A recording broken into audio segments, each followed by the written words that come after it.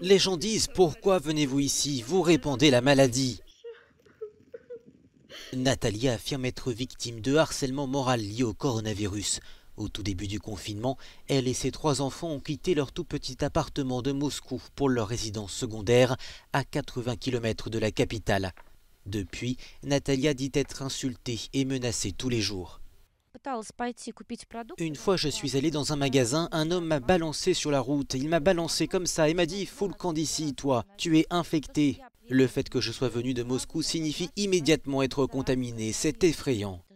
Les mesures de restriction autorisent pourtant Natalia à rester dans sa maison de campagne et à aller dans un magasin à proximité.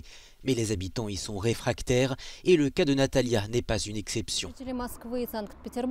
Les habitants de Moscou et de Saint-Pétersbourg, les villes qui recensent la plupart des cas de Covid-19 en Russie, sont autorisés pendant la quarantaine à se rendre dans leur petite maison de campagne. Certains louent ces maisons pour s'isoler.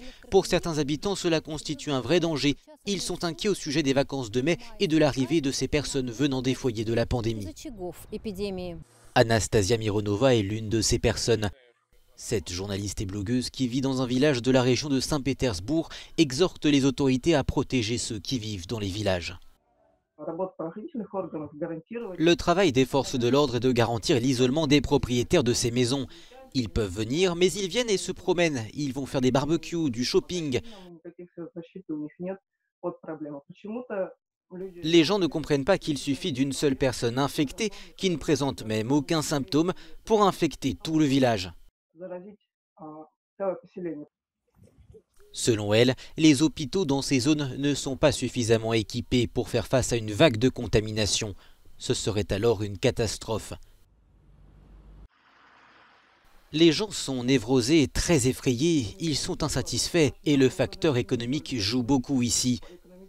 Ils sont nombreux à se retrouver sans moyens de subsistance. Ce qui est fait à Natalia est malheureux et triste, mais cela me semble inévitable.